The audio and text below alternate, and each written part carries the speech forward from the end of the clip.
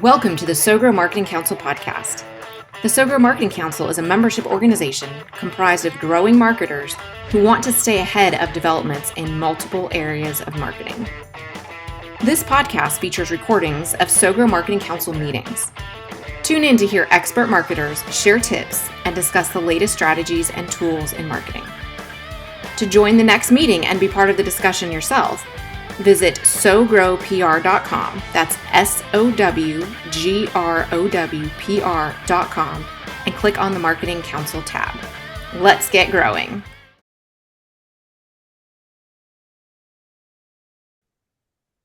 Welcome to the SowGrow Marketing Council meeting. We are excited today to hear from expert marketers who are going to share tips on what is happening in their area of marketing. The idea for this group is that we get together to share information so that way we can stay up to speed on multiple different areas of marketing. Especially in our industry of marketing, there are so many things that are happening quickly, and we all tend to swim in our lanes of marketing. And sometimes it's hard to stay up to speed on what's happening in other areas, even though with marketing, everything is so interconnected that it's really helpful to know what's happening in different areas of marketing. So we'll have presenters today that are going to have about 4 minutes to share a tip, and then we'll have a couple minutes after each tip to ask questions and have a discussion. So don't be shy. Feel free to jump in there and just make sure that you guys can get your questions answered, and we'll have some good conversation around that. And when you do present your tip, please say your name and your company and your area of expertise. And that way we know what area of marketing you work in and who you are. So maybe we can follow you on LinkedIn and connect with you after as well. And as I mentioned, put your name and contact information in the chat, and that way we can all get to know each other a little bit more. And then the next meeting is March 17th. And so I put some links in the chat for you guys to sign up for the next meeting. So please go ahead and do that. And if you would like to participate in a future meeting, and if you would like to present, you can go to SowGrowPR.com/submit. And you can submit your tip, and if you are chosen, then you can appear on the podcast and the YouTube channel as well. And speaking of podcast and YouTube channel, please do subscribe and follow us on YouTube. We've also got the links on SowGrowPR.com. You can go to the Marketing Council tab. You can find the podcast there, the YouTube channel, the submit button, the RSVP button, all of those things. So without further ado, we are going to hear from our first presenter today. So Ryan Williams is going to kick us off and introduce himself and share a tip. All right, Ryan, your turn. All right. Hi, I'm Ryan Williams of WebSuasion. I specialize in SEO and AI search consulting. And today I'm going to talk about kind of what's changed for me in 2026 as far as how I'm dealing with my clients and how I'm advising my clients. So I'm betting on crawlable authority. So making sure all my client sites are easy for search engines and AI agents to understand, trust, and cite. The mistake I see people making is treating a page like a blog post or a brochure, of past years. I like to think of each page as starting as an empty glass. So this is kind of how I will explain it to clients. When it's full, it captures both the classic SEO traits of traffic traits and AI search citations, and it also converts. So it's including the marketing sales information as well. So first, let's define what that glass is. A glass is a single page on the website. So a service page, location page, a topic page. Most pages are half full, some info, vague claims, thin trust signals. This content approaches the glass with a 100% 5 ingredients that I'm going to go over. First, we want to win the topic. So that first 25% of our content needs to be SEO targeted informational content. So I start by covering what ranks today by going through what the competitors are ranking for and making sure that my client's company is speaking to those topics, but from their unique perspective and experience.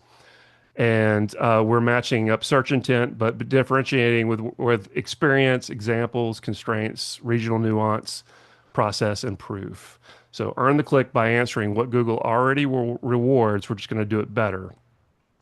The next is to win the decision. The next 25% of the content, I will usually focus on more of their branding, offer-focused content, sales-oriented, but without hype.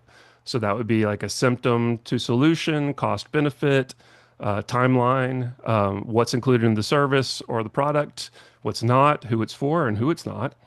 And this is where you turn interested into ready, and informational content wins attention, and offer content wins action. So the next 25% is going to be AI answers. So this is like FAQs because search loves question formatted clarity. These aren't random. These are questions that people ask when they're shortlisting. So price ranges, timelines, what can go wrong, comparisons, what should I ask a vendor? This is your AIO layer, or AEO layer, sorry. Clean prompts, clean answers, clean citations. So FAQs are the bridge from discovery to decision, and they're citation magnets. So then this last 20% is schema and entities, the crawlable authority layer. So that's organization schema, services, service areas, key people, FAQs, just basically repeating what the FAQ was on the in the content, website entities, and all of that defined consistently throughout the site. This is the difference between saying we're experts and machines can verify that we are. And then the final little bit is the old school SEO metadata that you have to have in place to get search placement in the first place, which is going to be the prerequisite for also getting AI search placement. And that's your typical keyword focus tag, like a title tag, meta description, very clean H1, and a image alt tags. So metadata is not going to like save a weak page of content, but the weak metadata can cap a strong one. So extra credit, it would be if you take all of this concept and you duplicate it on YouTube. So basically, you can double down on this whole concept by entering this all the same content into a video format. Long form video is great for that. Making sure that you have a very robust description in the YouTube description. It can take like 5,000 characters.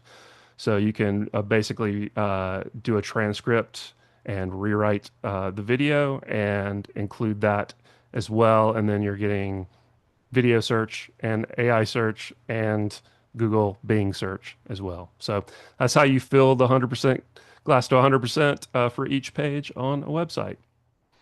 That's great, Ryan. That's so helpful. And it's great to have that visual to be able to think of these different areas because it can feel a little muddy. And how do you differentiate between SEO and AIO? So that's great. Thoughts and questions for Ryan?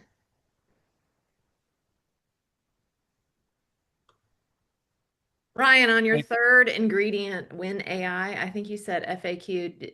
I just want to make sure I understand that that's in the content, like in Mhm. the written paragraphs. Can you explain that a little bit It more would for be me? usually what I'll do is I'll do it from a visual standpoint. I'll do it in the accordion style, where at the very bottom of your sale offer, you have additional FAQ content. So think of it like you're going from informational content to sales content to FAQ formatted content that can be accordioned up so that you're not taking up too much, scrollable real estate and people can go to what they're interested in. It's great. Billy.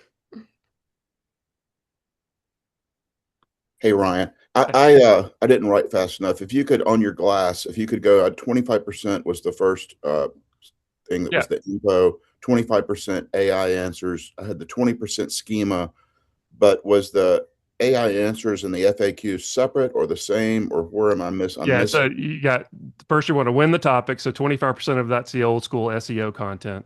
Then next 25% is winning the decision, so that's going to be your branded offer oriented content. The next 25% is that FAQ AI answers oriented content, and then the rest is schema and metadata, the stuff behind the scenes that you don't see on the page. Got it. Thanks. Great. All right. We'll go to Sarah and then we'll jump to Mark for Mark to present his tip. Sarah? Brian, with the YouTube channel, so are you saying to put the keywords or the whole transcript into the description? I usually write the web page first and then have well, it depends. So a lot of times I will film clients interview style to get the content for their website or web page in the first place, and then Mhm. we'll edit that down into a long form video.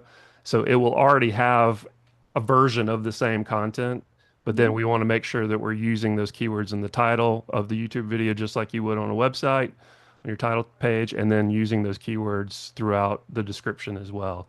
And then it's also going to pick up in the transcript as well. So a key for YouTube though is making sure that you have indexed chapters. For if you have a 10-minute video, you want to have plenty of indexed chapters, And I always recommend putting those in question format so that it will answer, lead people from AIO. Sometimes when you're doing AI search, you can see it jump straight to a video at like it's say 5 minutes in, and it's Right. because it's answering that specific question. They see that as a citation. Nice. That's Good super tip. helpful. Great. Thank you, Ryan. All right, Mark, please introduce yourself and share your tips today.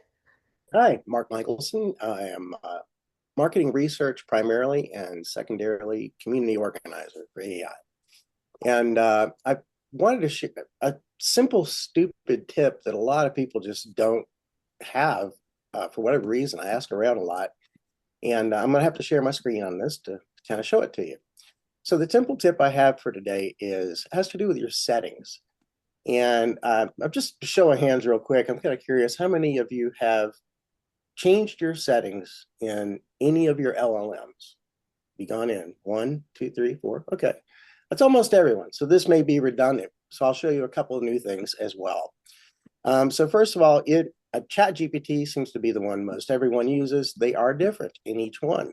So what you do is you go over here to personalization is the key for this one. And you want now, and this is absolutely new since last fall even, they have the ability to set different kinds of tone. And so you can set your style or tone for overall universal answers. So think of these as system defaults. You can also have different characteristics now set up where you have more or less warmth, enthusiasm, and headers and so forth. The custom instructions are where really the unique personality can come out a little bit more. And that is, I actually have a little list of these and I save them on all of my different LLMs. So you can create this and put it in a note somewhere, and I add to it as I learn new things that I don't want it to do. I want it to address readers a certain way, be very direct, concise, blah, blah, blah. There's a lot of those that just keep on adding in. It's really important for it to know you, and really getting to know you is several different levels. And that's where I'm going to put the bonus into my tip. Essentially, you can say more about you here and go into detail on your background as much as you want. You can put it in here. It's a good idea also to have a knowledge base that you can drop in as a starter base. In most LLMs, you can load up a get to know you document or just work off of my document. Most people, I would hope you have a knowledge base if you've checked your settings already. But it's also really key for those people who are concerned with sharing your memory and so forth. You'd want to be able to go into your memory settings on this, but also within your data controls, and make sure that you have your links are set on here. This is for your own memory, is in data controls. And then there's, let me make sure I can find the right one. Where would it be? I always get lost over here. Oh, general, sorry. So under general, you can set, no, it must be under personalization still. Yes. No, I get lost again. Sorry, they change these things around quite a bit. But you do, oh, here it is, advanced. You want to make sure that it's not learning from you. So if you're doing web search and you're trying to use your own voice, it's not likely to come out as your own voice. If you do want to have your own voice and speaking like the way you do, you want to turn off things like web search. Let it search on your own documents only. Now, as far as the bonus goes, over here, whenever you're doing a search, you can add files. I like to add my knowledge base in here if it's a document that I'm trying to use my voice on. And if I want to change that voice, I can use a knowledge base that comes more from a point of view of a market researcher or from more of a view of a copywriter. And that knowledge base is going to dictate that. It's a stronger proposition than just saying act like a copywriter or act like a market researcher. I find that it's a lot stronger if you have specifics around those in your knowledge base. And it's really just a list of how you want the model to respond to you. And just to give you a little bit of information, again, in Gemini, it's a different kind of schema, if you will, a different setup. And in doing that over here, it's just always going to be, that's actually hidden on here a little bit. It's going to be in the area down below here where it says settings and help. And then you can go to instructions for Gemini. And that's where I am right here. And again, here's where you go to add ideas around your life and around who you are. It's really important to train your AI. If you don't train your AI, it will train you to speak like everyone else. And I don't think anyone here really wants that. That's great. Thank you, Mark. So my husband has trained his to speak like Alfred and have a British accent and have sarcastic jokes all the time. And so this is what his chat GTP world is like because this is what he does. So it can be fun. It can be fun. So great. All right, Ryan, you had your hand raised. Yeah. Hey, Mark. Do you mind sharing your instructions in the chat that you had? Sure. And then I had a question. Is there any way that you're aware of with the different LLMs to kind of see what it's keeping from as far as informational? Like, is there any kind of database or anything that we're able to access that has like, keywords and things like that that it's associated with us? Kind of like you might find on Facebook advertising and things like that. I'm wondering if they have Yeah, I mean, yet. it ties in well with your SEO comments, your SEO tips, right? I mean, it's not like keywords are as relevant anymore. Yeah. A lot of what I just showed you has more to do with your training it, and it doesn't necessarily use that information to tell the world about you. Okay. Yeah. So if you want to put in some kind of SEO or GEO, AEO, whatever it might be in there, it would have to be more answer format than just about me, right? So it would be like something someone would search. And if they're searching for what you do, then have that. Is that what you're referring to? I'm actually asking, like, as far as like what it within your own sessions and your own account, what it knows about you. For instance, when I'm working on multiple clients, it can do some pretty creepy guessing as to what I'm Right. generating next. Like it knows too much sometimes. So it would be nice to be able to see like what is this tracking? I didn't know if it was storing any parameters that you knew that we could see for privacy and security. I'm sure it does build it. So it gets to know you over time. And there's some of those settings I showed in the personalization where it will store your own memories. Mhm. Okay. And I don't know if those memories are public or not. I think it uses them on your own. Yeah. If it was public, everyone would have those memories, right? Yeah. So I think the memories are personalized. All right, Mickey, you had a thought or question?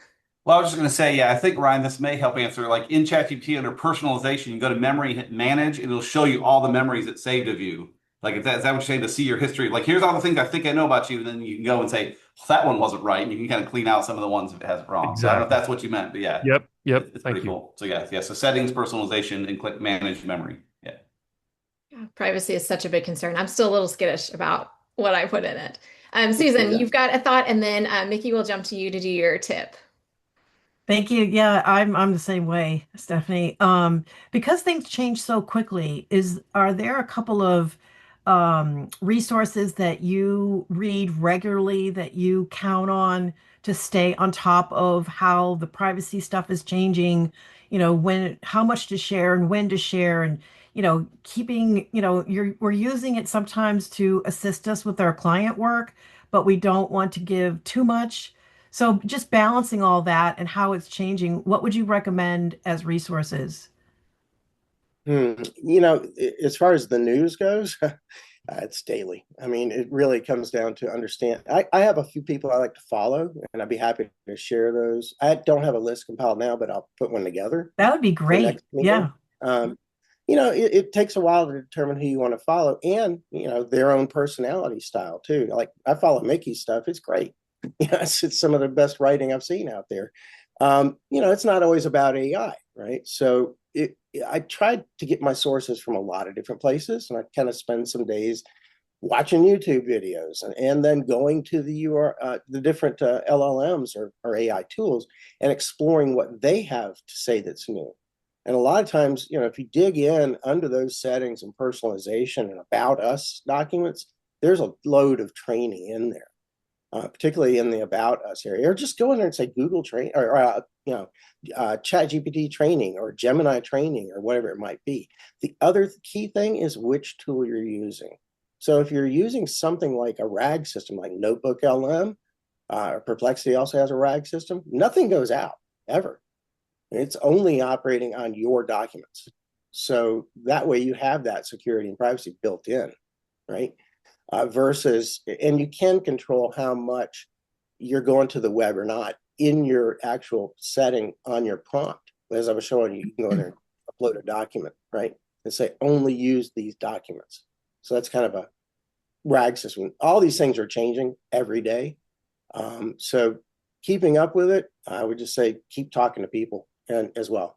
Yeah, and I would also say go to Mark's events. He has AI collective events and the other events, like get involved in an AI organization because those are the people who are paying attention to this stuff and they're the ones that are going to be on the leading edge. So, all those things. Mark, put your link in the thing again. Y'all go to Mark's events. All right, Mickey, can you please introduce yourself and share your tip? Sure. Yeah. So I'm Mickey. I'm going to share my screen here too, real quick. Grab that. Here we go. Yeah. So I'm Mickey with Green Melon Media. We're a digital marketing shop. I'm talking a bit about Lovable today. Some of you may have heard of Lovable, but kind of a different angle than maybe you've heard of before. So the last few months, I built a lot of apps in here in Lovable. If you read online, people say you can build apps to sell them to other people, and that's kind of a long shot because people are making a bajillion apps. You're not going to sell them for anything. But I'm going to encourage you to build some apps for yourself. Like there's some cool apps you can build to solve your own problems in your life, just little things. And it's been fascinating. The last couple of weeks, I've just been building all kinds of little apps just to save me time for other things. I'm going to show you what I built. Like I'm not here to brag at all. It's kind of the opposite. I've written 0 lines of code. There's nothing brag-worthy in here. I also don't think you'll be interested in any of these apps specifically because that's kind of by design. Like I built them to be exactly things to solve my problems. If you are, I'll put links in the chat. You can check them out if you want to use them. But I'm hopeful that these may inspire you to say, oh, he solved that and that and that. I have this other thing I bet I could solve with this kind of tool as well. So I'm going to quickly go through the 6 I built in the recent weeks. And yeah, show you what we got. Let's see. Let me move this guy out of the way. So yeah, so I built one called Memorize It. I wanted to learn to memorize chunks of text better. You can see I have poems and important things and then unimportant things like soliloquies from Seinfeld. The way this works, I wanted to help me learn how to memorize them. So all right, so what is the first line of this? The sea was angry that ate my friends. You kind of go through his head. Did you get it right or not? I remembered it. The second one I kept getting wrong, so it gives me more hints to try to get it. And so it kind of comes and goes and gives you hints to memorize things. Like, okay, so that one's kind of cute and weird, but I've also memorized like the preamble to the Constitution. Just little chunks of text I thought would be helpful to memorize. You can use it for Bible verses or whatever. Like, oh, that was kind of fun.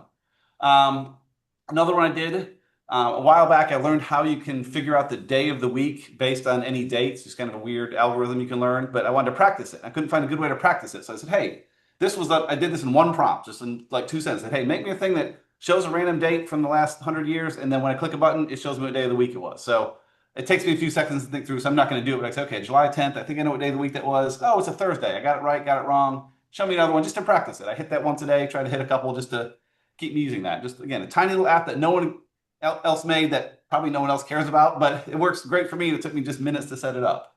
More recently, I built one called Reading Refresh.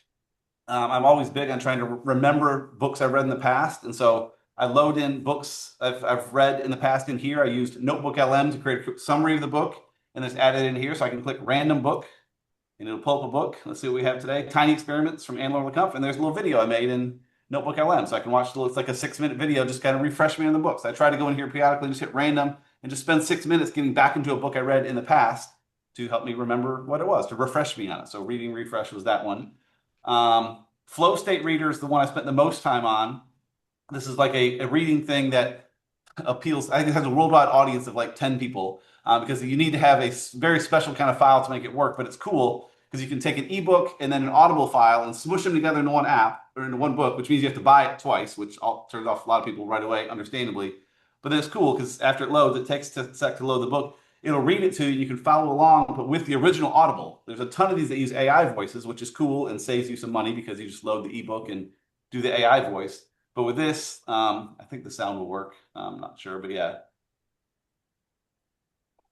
Yeah, if you guys can hear that, but it's just, yeah, it reads the original audio behind it, and then it connects on all my devices. I pull it up my phone or whatever and keep reading and listening, and it's a fun way to go along. Related, I've been tracking like how long I spend reading. A lot of you know Adam Walker, local marketing guy. He's read for over an hour a day for like 1,000 straight days. It's ridiculous. I'm not going to do that, but I'm trying to read more and keep track of what I do. When I was on iPhone, there was a cool app that did that that's not on Android. So let me just make an app that works on everything that fits exactly what I need. So when I'm reading a book, I can click on the book, and start reading, and it runs a little timer. And then whenever I want, I can look at my stats and see how long I've read and which books I was reading from. And, again, there's a few prompts. Like I said, make me a stats page with useful things. And like, that's perfect. Like I didn't have to write tons of code. Like it's amazing how good these things can do. And then the last one is another niche one that, again, no one else cares about, but it solved a little problem in my life.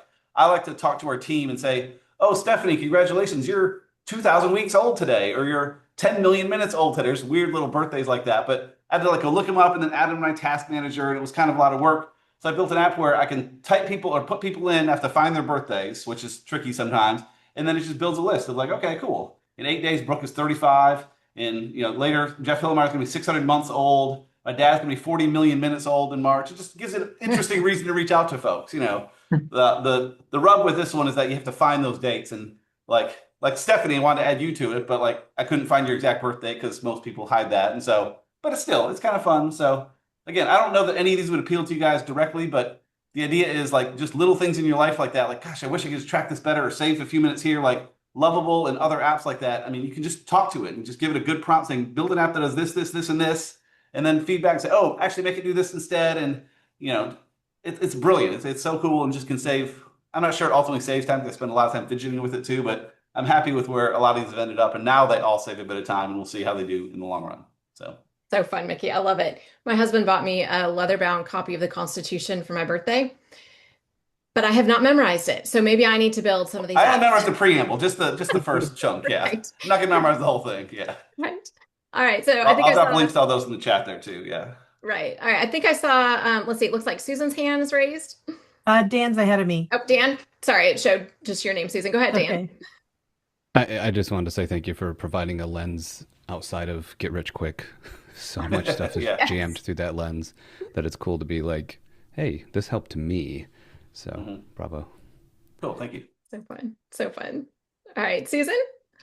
I've been looking for a tool that can read PDFs and lab reports from medical visits, doctor visits, etc., and organize that and track them over time. Is that too complicated for this?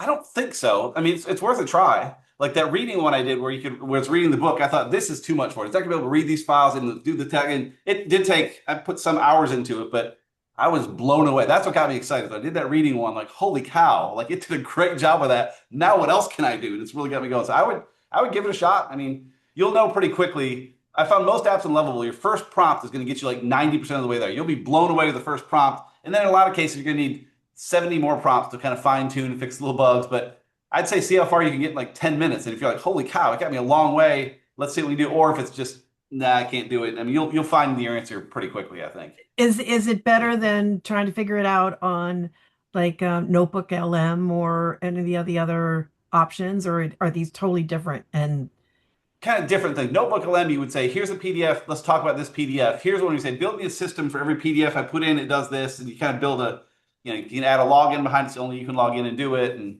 again, like the login things and all these, I add a prompt saying, hey, make it where everyone has to log in to use it. And it does a login and adds the Google thing. Like it just builds the database. Like it does all that stuff for me saying, just make a login. Like it's impressive. That's cool. Thank you for sharing this. Yeah, I think it's worth trying and let us know. I'm curious if that works for you. And Mickey put a bunch of the links in the chat so you guys can go grab this and take a look at them. That's fun. Thank you, Mickey. All right, Sherry, please introduce yourself and then share your tip. And then Billy, we'll hop to you next. Boy, Mickey, you're a hard one to follow, just saying. So Sherry Wheat with telesales, and I'm a neophyte when it comes to AI, but I was curious because I keep hearing that AI is going to replace outbound lead generation and appointment setting, which is what we've done for 28 years. So as a start, I went to AI and I asked it, is it better for AI or a human to implement outbound lead gen and appointment setting campaigns?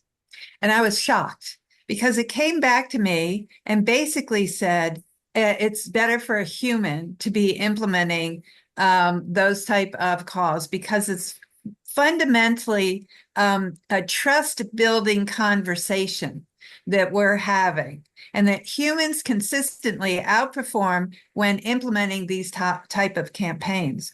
So I went on to say, and why is that? And so AI said, because a trust has to be built within 10 to 20 seconds of a conversation. Trust is emotional, not technical, and needs to be earned. Outbound calls are messy and require human emotional intelligence and agility. AI bots are designed to increase call volume and reduce cost per dial. But volume doesn't always equate to a high B2B value conversation. So then I took and I went, oh my gosh, all right, I need to, I'm in marketing, but I'm one of those people who doesn't market myself. So I thought, all right, this is great for a LinkedIn post. So I took it further. And when we're on a call, an outbound call, we're representing a business's brand, reputation, and market position. And so each call needs to be authentic, professional, respectful, and discerning.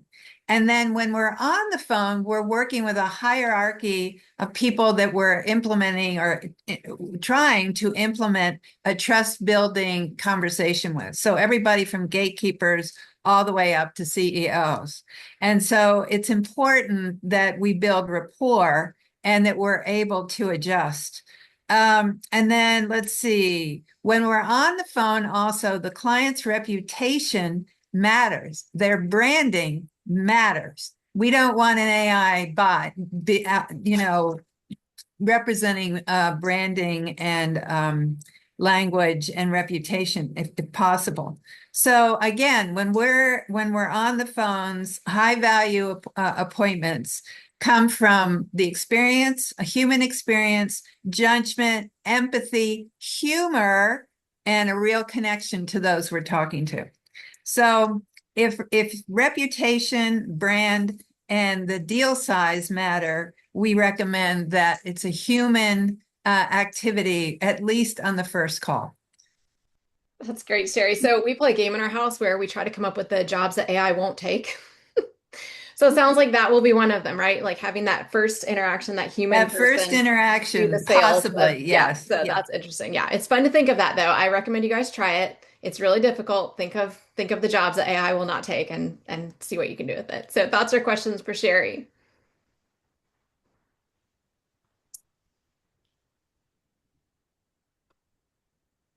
Mark.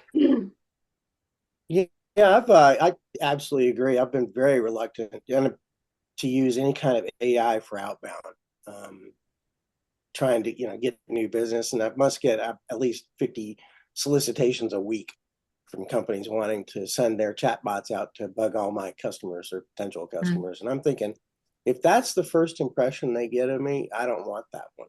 No. And even if I can tailor my AI, no, yes, it's not. It's just not human. So appreciate your time. Thank you. So true, Sarah. Yeah, I was just listening to something, and I think it's true with social media as well, is that, there's a lot of things that people say, post more, AI obviously allows us to put out a ton more content, but they're talking about like AI sludge, where everyone's pushing out so much content and, is it high quality? Is it connecting with people? But with that hook, they were talking about the importance of a face and the curiosity and how valuable it is. A lot of times when you hear a pitch, that first couple of seconds, people will look at something and they'll connect with something that reminds them of, either an experience, someone they know, something they can trust, and that's human, and that's often a human element. So anyway, I just thought I'd chime in with that. Great tip, Sherry. And I see Andy put in the text, the worst is LinkedIn DMs. I agree. That's awesome.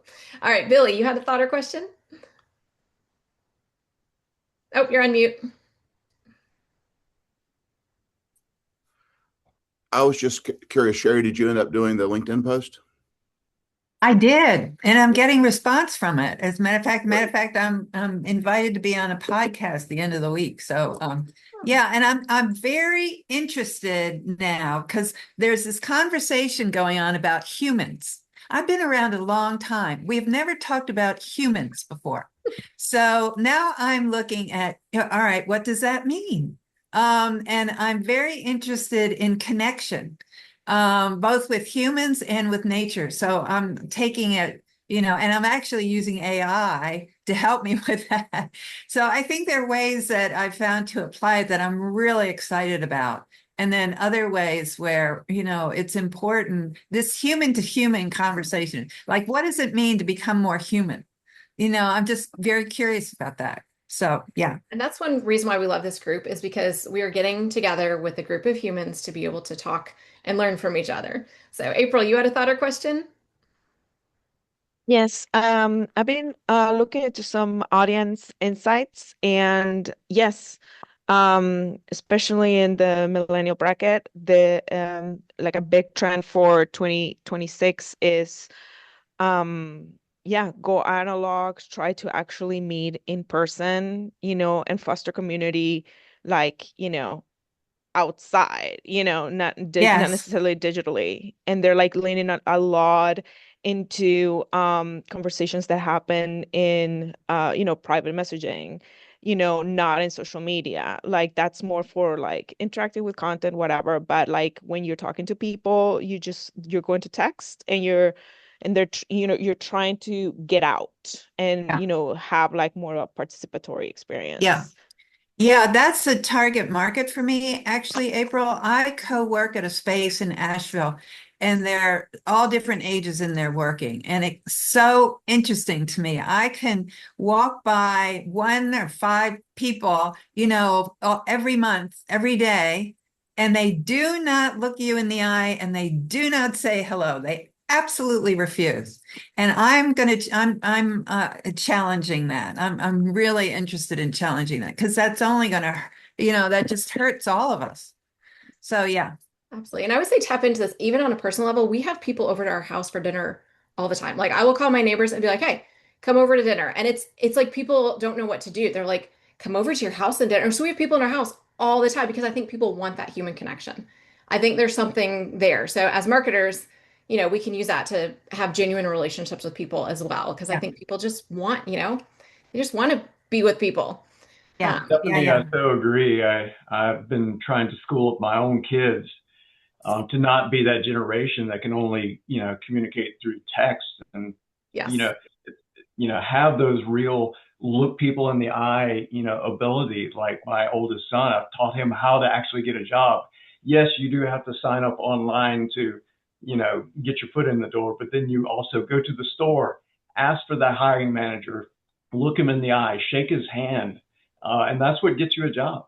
It's so Yeah. true. And we even bought our kids, I have a 7 and a 9-year-old, and we bought them an analog phone, like a landline phone, so that they can learn phone skills. Like they call grandma and grandpa, they call their little friends.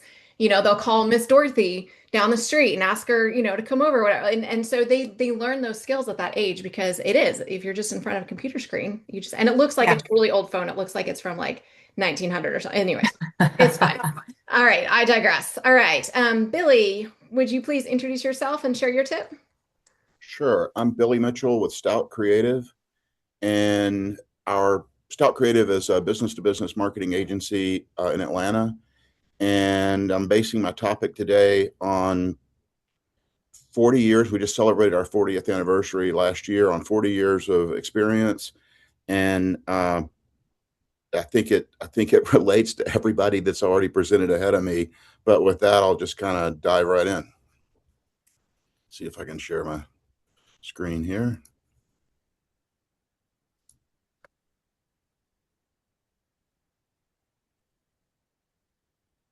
All right, can you see my screen? Okay, can you hear me? Yes, you're good. All right. Okay, so I know that a lot of the concerns I've heard about overuse of AI or over reliance of AI is that it diminishes your own critical thinking skills.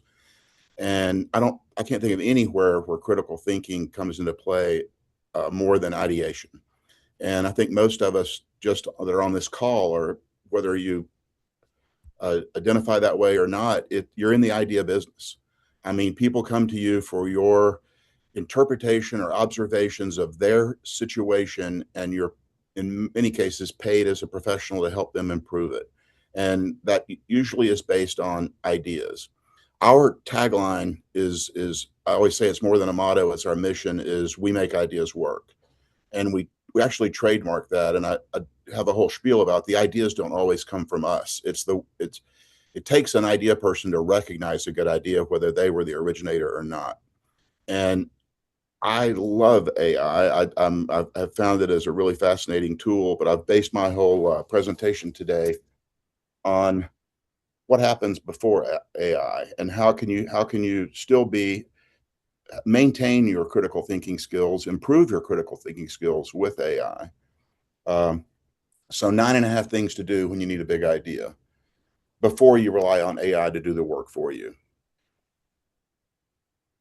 Let me see here. There we go. All right. Number one, don't be lazy. Creativity is a competitive sport. I've often compared marketing to a sport as opposed to anything like warfare. There are professional levels of skill. There's competitive playing field, and you're usually not going to vanquish your competitor. They're going to be around, and they're going to see what you do, and then they're going to try to improve. But in the idea business, you got to be professional and persistent. You can elevate the thinking and let AI follow your lead. I think in some of the examples, like Mickey, I think personifies what I'm talking about here, and that his enthusiasm and passion for AI, every example that he showed was based on an original idea of how to use the tool.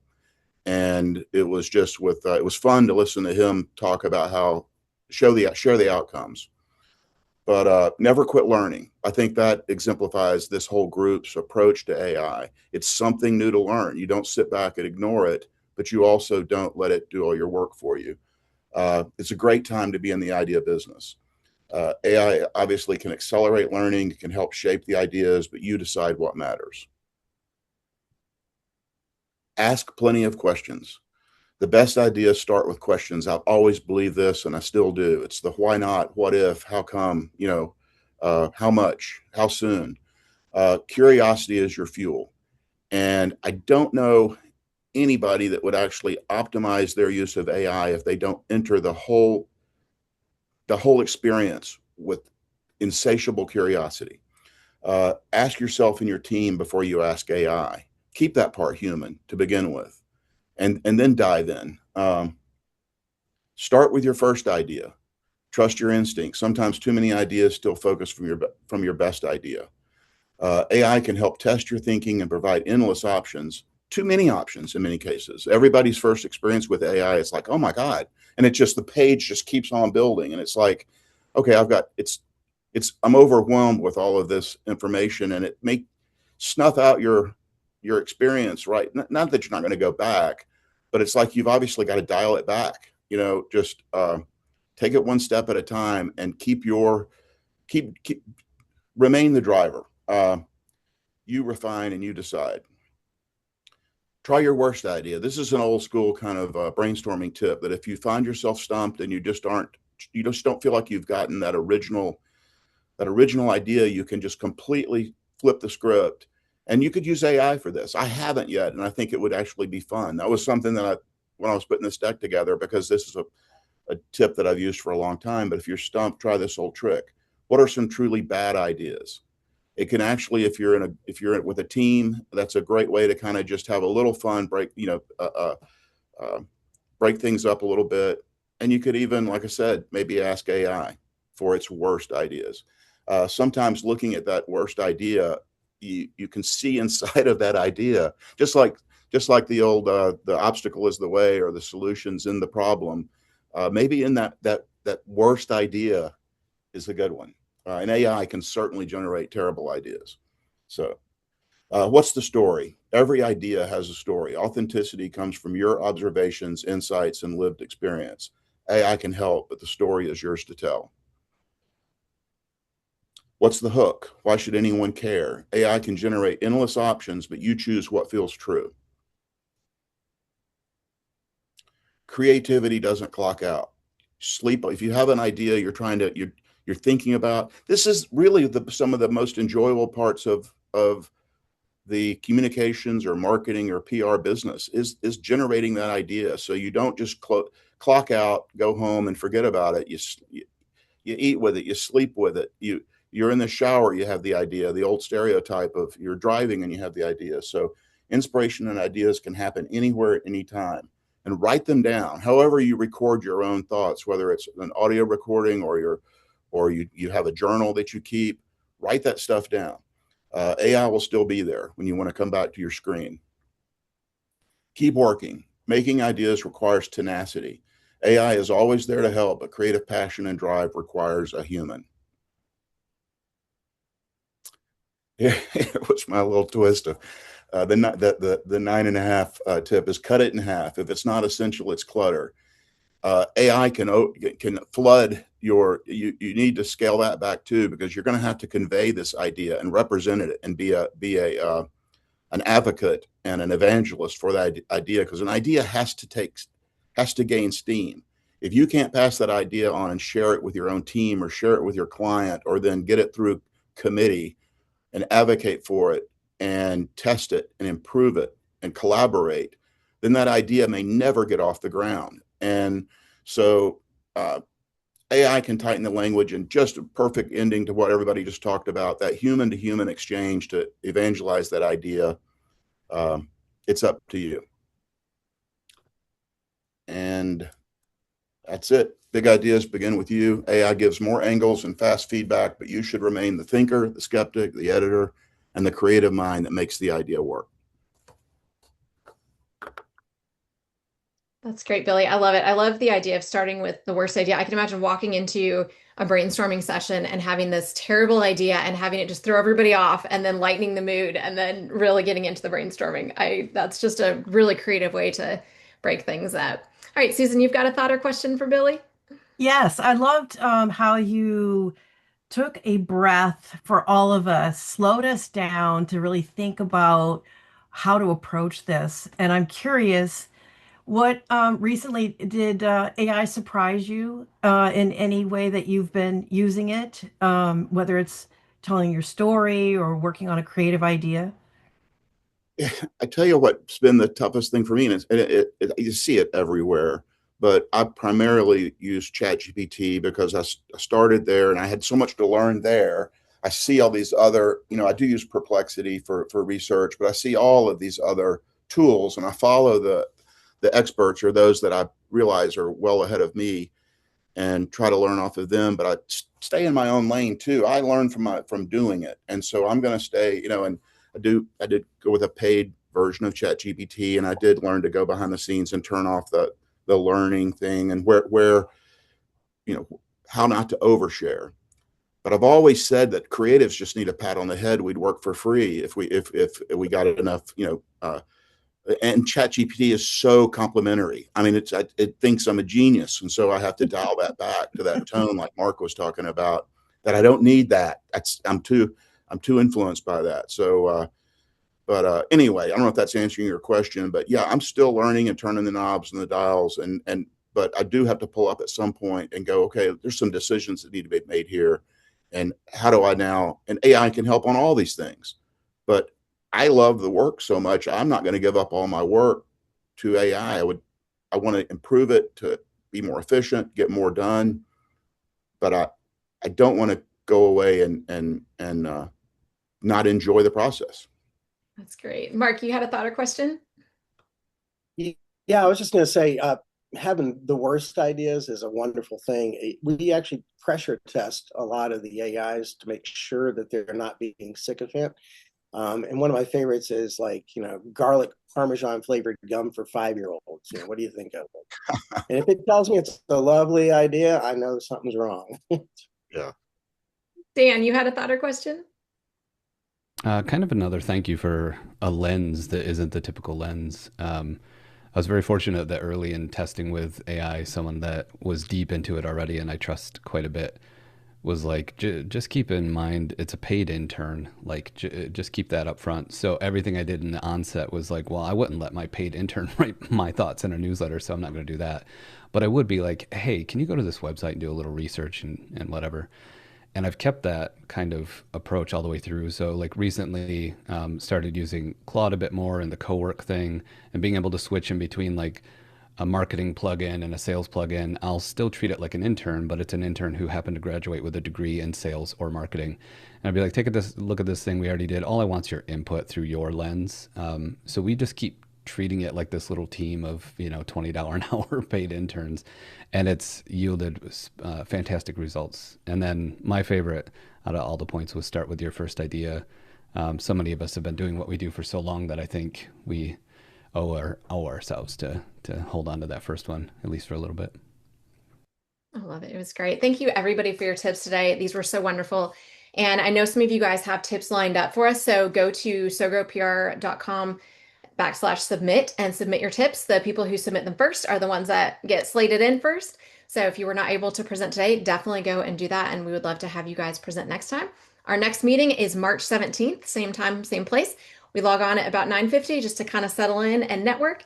And then we start at 10. So I would love all of you to join us, and also invite your marketing friends, because the more smart brains that we have in here, the more that we learn. So definitely invite as well. And then please subscribe to the podcast and the YouTube channel. It helps us out a lot. And if you guys want to go hear tips from past meetings, you guys can go on there as well, because we have a lot of great information from all of you wonderful, smart experts in your field. And thank you guys for sharing it with us. And I look forward to seeing you guys next time. Thank you for listening to the SowGrow Marketing Council podcast. Want to be part of our next meeting?